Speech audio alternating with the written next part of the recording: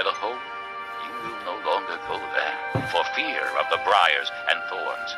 They will become places where cattle are turned loose and where sheep run.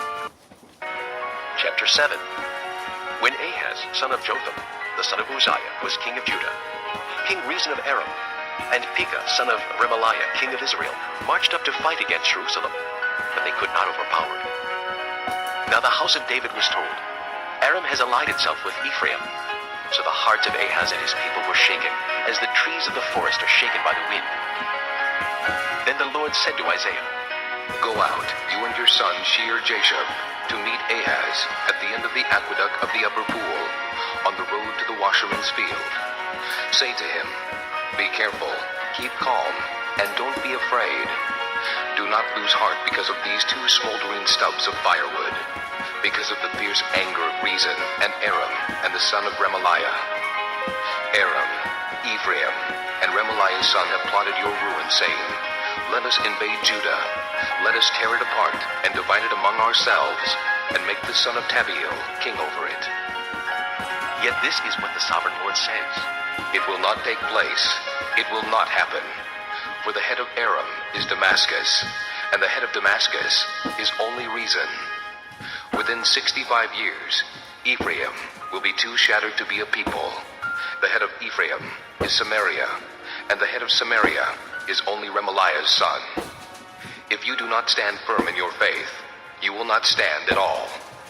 Again the Lord spoke to Ahaz.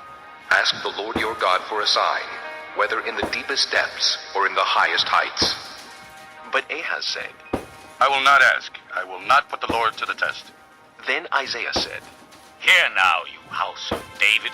Is it not enough to try the patience of men? Will you try the patience of my God also? Therefore the Lord himself will give you a sign. The virgin will be with child, and will give birth to a son, and will call him Emmanuel. He will eat curds and honey when he knows enough to reject the wrong and choose the right.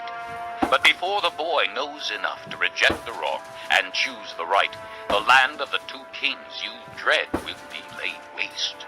The Lord will bring on you and on your people, and on the house of your father, a time unlike any since Ephraim broke away from Judah. He will bring the king of Assyria. In that day the Lord will whistle for flies from the distant streams of Egypt, and for bees from the land of Assyria. They will all come and settle in the steep ravines, and in the crevices in the rocks, on all the thorn bushes and at all the water holes. In that day the Lord will use a razor hired from beyond the river, the king of Assyria, to shave your head and the hair of your legs, and to take off your beards also.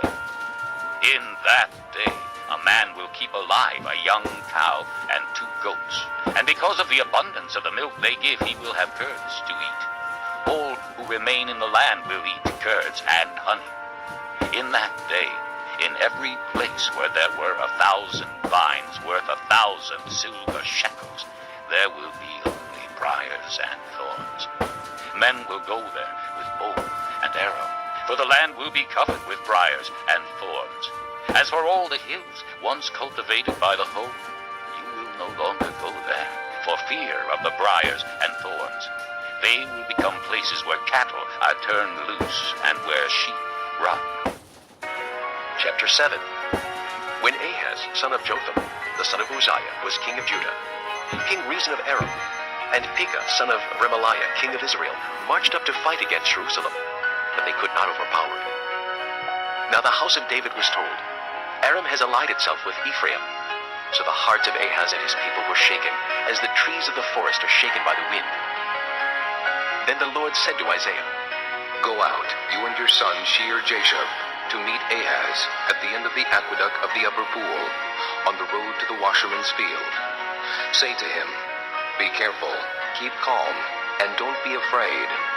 Do not lose heart because of these two smoldering stubs of firewood, because of the fierce anger of Rezin and Aram and the son of Remaliah. Aram, Ephraim, and Remaliah's son have plotted your ruin, saying, Let us invade Judah.